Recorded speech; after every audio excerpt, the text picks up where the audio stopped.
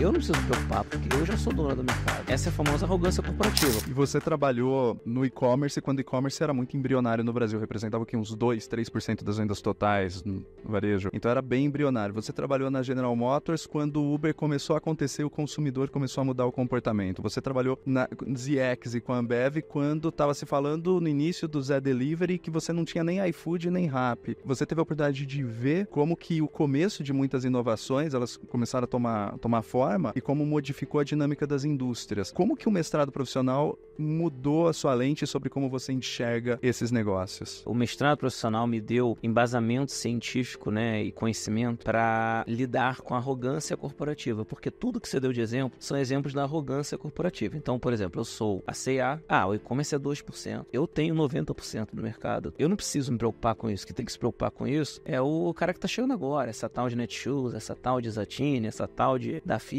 né? Eu não preciso me preocupar, porque eu já sou dona do mercado. Essa é a famosa arrogância corporativa. Quando tive a imersão no mestrado, porque nada melhor do que você soltar uma fonte, né? Falar, olha, um artigo de Harvard, né? Um artigo do MIT trouxe essa informação.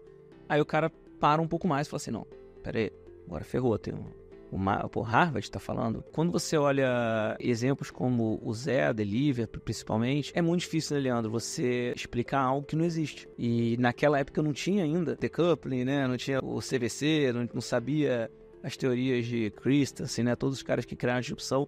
Então eu tentava explicar comparando, eu explicava comparando com o Uber. Eu vendi o processo do Zé falando que poderia ser o Uber da cerveja. Qualquer dono de marca poderia entregar uma cerveja na tua casa, assim como qualquer pessoa que tivesse um carro poderia ser um motorista de Uber. E as pessoas olhavam pra mim como se eu fosse um técnico do meu time, né? O Fernando Diniz, o professor Pardal. Assim, cara, o que você tá falando? Não faz nenhum sentido. E hoje, com 12 milhões de pedidos por mês, ele faz algum sentido, né? Então, eu acho que a base científica que a gente tem no mestrado ajuda a gente a embasar melhor esses cases. Talvez se eu tivesse o mestrado naquela época, eu tivesse percebido que eu estava criando o iFood. E eu não percebi.